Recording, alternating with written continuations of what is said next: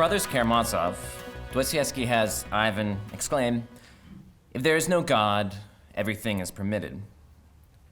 We should take Ivan's cry to be an expression of the idea that morality is grounded in God. One way of understanding this idea is as follows.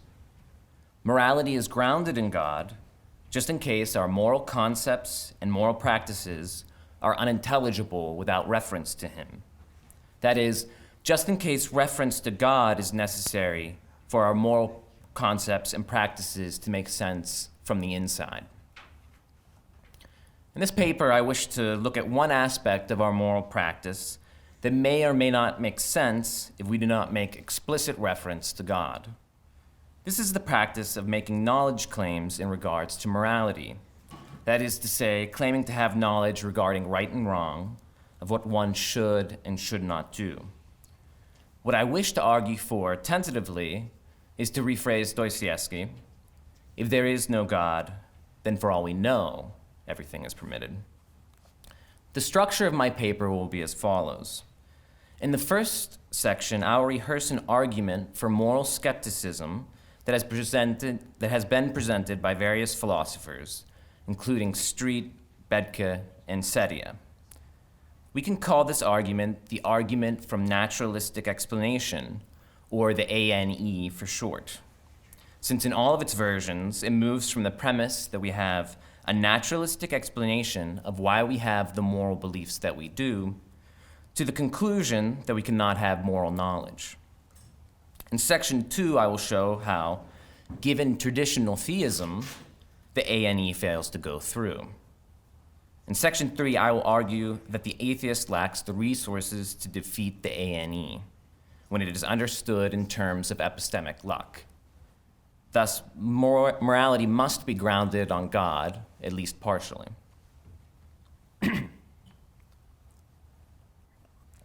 Section 1. To start, it is worth making some comments about the nature of morality and moral belief. I take morality to be an objective system of categorical, universal prescriptions and proscriptions, which can be expressed through should statements. This is to say, morality makes demands of us. It demands us to do certain things and abstain from doing other things. The demands of morality are categorical in that they give us reasons for acting that do not essentially depend upon our beliefs, wants, desires, or what we happen to value at a given time. The demands of morality are universal, and they apply at least to all human beings. One has a moral belief just in case he assents to a moral statement. For example, S believes that one should not lie just in case he assents to the statement, one should not lie. It will be assumed that moral knowledge needs no special explanation. Moral knowledge is simply knowledge of truths expressed by should statements. Several philosophers believe that some form of the following argument, which we can call the argument from naturalistic explanation, or the ANE for short, undermines the possibility of moral knowledge. In its simplest form, the argument goes as follows. Premise 1. There is in principle a fully naturalistic causal explanation for why anyone has the moral beliefs they do. Premise 2. This fully naturalistic causal explanation makes no reference to moral truths. Therefore, the conclusion, in this case, our moral beliefs are not justified in a way that confers knowledge. Suppose, for example, that Bob believes that one should treat others the way one would like to be treated. The argument under consideration supposes that there is, at least in principle, a fully naturalistic causal explanation for why Bob believes this. Street, for instance, believes that the explanation can be given in terms of evolutionary psychology. But whatever the details of the explanation turn out to be, the claim is that, in principle at least, the natural sciences are able to provide us with a causal explanation of why Bob believes that one should treat others the way one would like to be treated. What is true of Bob and his belief about the golden rule, according to the ANE, is true for all of us regarding all of our moral beliefs.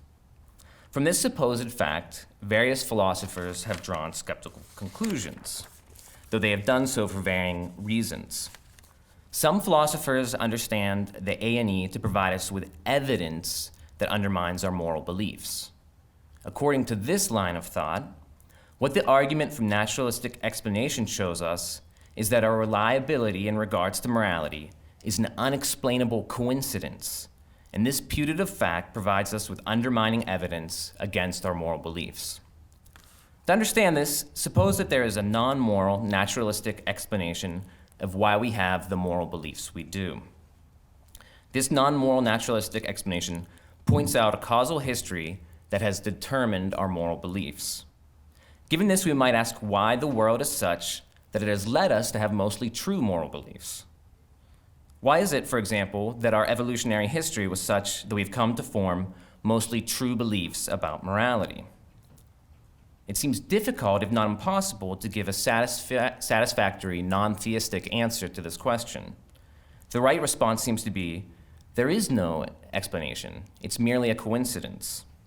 So we find ourselves in the following position. We want to say that we are reliable regarding morality, but we are forced to admit, disregarding theism, that this is an inexplicable coincidence.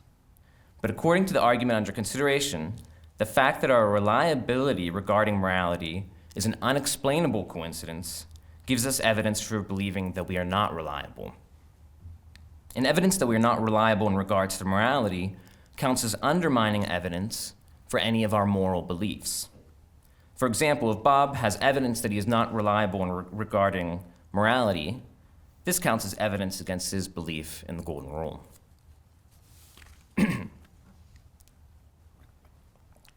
The problem with this line of thought, as several commentators have pointed out, is that even if we grant that our being reliable in regards to morality must be an unexplainable coincidence, and that this counts ultimately as undermining evidence against our moral beliefs, still, this counter-evidence is inconclusive and defeasible. We might, even in the face of such counter-evidence, be justified in holding our moral beliefs. For example, that it is wrong to intentionally kill the innocent is something that I am so certain of that I am justified in believing this, even if I accept my reliability regarding such matters is inexplicable. And this will be true for many other of my moral beliefs. Thus, the evidential strength of the putative inexplicability of our moral reliability is simply not strong enough to defeat our moral knowledge, at least not in general. I've been arguing that if we understand the A&E as providing us with evidence that our moral beliefs are not true, the argument is unconvincing. But there's another way of understanding the A&E in terms of epistemic luck. According to this line of thought, what the A&E shows us, if it is successful, is that it is best an accident or a matter of mere luck that our moral beliefs are true. But if it is merely an accident or matter of luck that our moral beliefs are true, they cannot be justified in a way that confers knowledge. Knowledge just is non-accidental, non-luckily true belief. Kieran Setia, in his Knowing Right from Wrong, puts the A&E forcefully along these terms. First, Setia argues for what I will call the explanation condition for non-accidental true belief. According to the explanation condition, for all subjects S and propositions P, if S's belief that P is non-accidentally true, that is to say not subject to epistemic luck, then 1, S will have formed and currently sustained the belief that P through some reliable method, M, and 2, the reliability of this method, M, explains or is explained by the fact that S uses it. So for instance, Bob's belief that the Golden Rule is true will be non-accidentally true only if he formed and sustains this belief using a reliable method, and the reliability of this method either explains or is explained by the fact that Bob uses it. Here we can understand methods of belief formation to be a disposition to form beliefs given certain psychological and environmental conditions. A method M is reliable just in case it regularly produces true beliefs in the actual and all nearby possible worlds. What is it for the reliability of a method M to be explained or to explain the fact that S uses it? For this to be the case, either S must use the method because it is reliable, or the method must be reliable because S uses it. Says Sedia, 3 kinds of because might be relevant here: efficient, final, and formal. Perhaps S uses M because its reliability follows from the ideology of its use. Perhaps these factors have a common cause. Perhaps S uses M for the sake of forming true beliefs. It is the function of M to be reliable, and the connection is teleological. Perhaps the conjunction is constitutively explained. A constitutive account of X is an account of its nature, or what it is to be that thing. A constitutive explanation of P and Q is one in which P follows from Q together with truths of this kind. Thus, the reliability of M might follow from what it is for the method to be used by S. Once we have the explanation condition in hand, we can then present the A and E in the following way. Suppose that there is a non-moral naturalistic causal explanation for why we have the moral beliefs that we do. In this case, it seems the reliability of our methods of moral belief formation neither explains nor is explained by the fact that we use these methods. On the one hand, there appears to be no explanation in terms of efficient causation for this fact. Given the availability of a non-moral naturalistic explanation of why we have the moral beliefs we do, we have no reason for believing that the truths of morality account for our using some method of moral belief formation and this method being reliable. Neither is it plausible, without assuming theism, that the function of our moral belief forming methods is to reliably produce true moral beliefs. Given that there is a non-moral naturalistic explanation of why we have the moral beliefs we do, we can assume that our methods of moral belief formation would have been used whether they are reliable or not. But in this case, we cannot plausibly claim that we use the methods of moral belief formation that we do because they have the function of being reliable. Nor does it seem that we can give a constitutive explanation of why we use the methods we do in terms of the reliability of these methods. On the one hand, we might give what Sedia calls a constructivist account of moral truth. In its simplest form, constructivism is the doctrine that, for some odd statement to express a moral truth, is for us to be disposed to believe this odd statement. Given constructivism in regards to moral truth, we can see how one can posit an explanatory relationship between our using a method M and the reliability of the method. The reliability of the method is explained by the fact that we use this method, since according to constructivism, what makes moral statements true is that we are disposed to believe that they are. But obviously, this kind of explanation will not do. The sort of simple moral constructivism it appeals to is incompatible with the possibility of widespread radical moral disagreement and the idea that moral demands are categorical and universal. S might be disposed to believe that murdering the innocent is permissible if good enough consequences follow. T might be disposed to disagree, rightfully so. According to constructivism, in its simplest form, it will be true for S that murdering the innocent is sometimes permissible, while it will be false for T. But we have stipulated that morality is objective. On the other hand, we might try to give what Sedia calls an externalist explanation. According to the most simple form of externalism, part of what it is for an agent to have moral concepts and moral beliefs is for the agent to use a sufficiently reliable method, M, in forming moral beliefs. In other words, it is a condition on having moral beliefs that one's methods for forming moral beliefs are reliable. In this case, there's an explanatory connection between the fact that one uses a method M for forming moral beliefs and its reliability. The method is a method for moral belief formation only because it is reliable. However, appeals to simple externalism won't do either. Again, externalism is incompatible with the possibility of widespread, radical disagreement over morality. If S and T seem to disagree over most moral issues, and S seems to be wrong, then according to externalism, S does not have any moral beliefs, since he is not forming his beliefs using a reliable method. But if S has no moral beliefs, then he and T cannot be disagreeing over morality. So they must only seem to disagree. But this is absurd. In this case, it seems that the explanation condition cannot be met by our moral beliefs. there seems to be no explanatory connections in terms of either efficient, final, or formal causality between the reliability of our methods of moral belief formation and the fact that we use these methods. Therefore, moral knowledge seems beyond our grasp.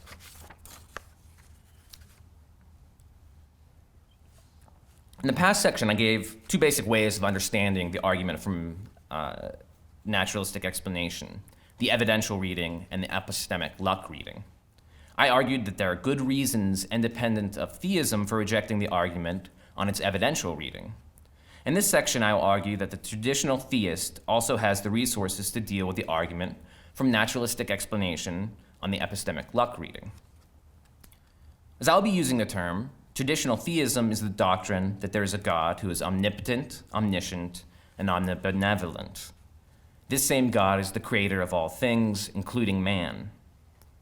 Given these presuppositions, we can assume that, while the naturalistic causal explanations of why we have the moral beliefs we do does not presuppose any truths of morality, it is not true that the truths of morality do not determine the moral beliefs that we have. For we can assume that an all-powerful, all-knowing, all-good God will see to it that men will normally come to know the truth about matters of right and wrong. That is, he will see to it that we normally form our moral beliefs using reliable methods. But in this case, the A&E fails to go through. Given theism, we can assume that there's an explanation of why we use the methods we do for forming moral beliefs that does appeal to these methods' reliability. Namely, we use these methods that we do because God created us to use these methods because they were reliable. The theist, then, has an easy answer to the A and E, even when it is construed as appealing to epistemic luck. Can the atheist deal with these arguments? Here, I will argue that they cannot. On the one hand, the atheist might block the A and E by denying Setia's explanation condition. However, this move is unpromising. First, it seems that something like the explanation condition will be needed to deal with the obvious cases of accidental truth. Second, Setia shows us how the explanation condition can be met for inductive and perceptual knowledge. So the explanation condition, or something very much like it, is plausible. A better strategy is to try to show that the explanation condition can be met for our moral beliefs independent of theism. This is the tack that Setia takes. So Setia is not a moral skeptic. He just brings up the skeptical argument to show that it can be defeated. Setia's strategy is to adapt simple externalism so that it allows for disagreement. Setia claims that part of what it is to have the concepts of morality is to belong to a life form whose methods for identifying moral truths is sufficiently reliable. We can call this thesis natural externalism. Given natural externalism, we can give the following explanation for why we use the methods we do that appeals to their reliability. We use method M for forming moral beliefs because we are human beings, and human beings use method M for forming moral beliefs. But if M were not reliable, then we would not use it to form moral beliefs. Since it were not reliable, human beings would no longer have the concept of morality and form moral beliefs at all. At the same time, this formulation of externalism allows for disagreement between members of the human life form regarding moral beliefs.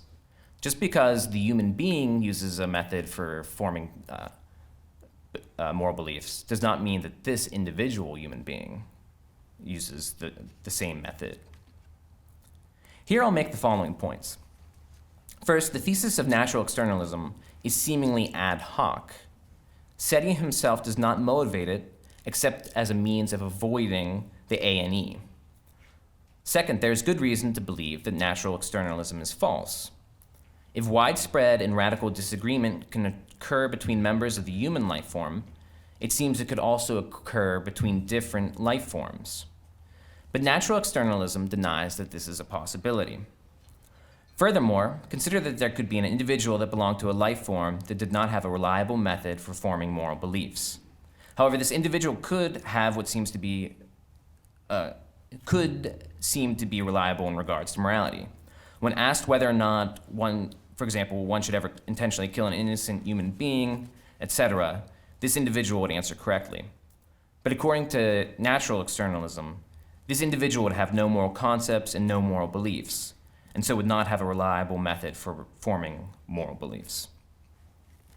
Given this, there's good reason for supposing that the atheist does not have the resources to deal with the A&E, and as a result, we must ground morality, at least partially, in God. Thank you.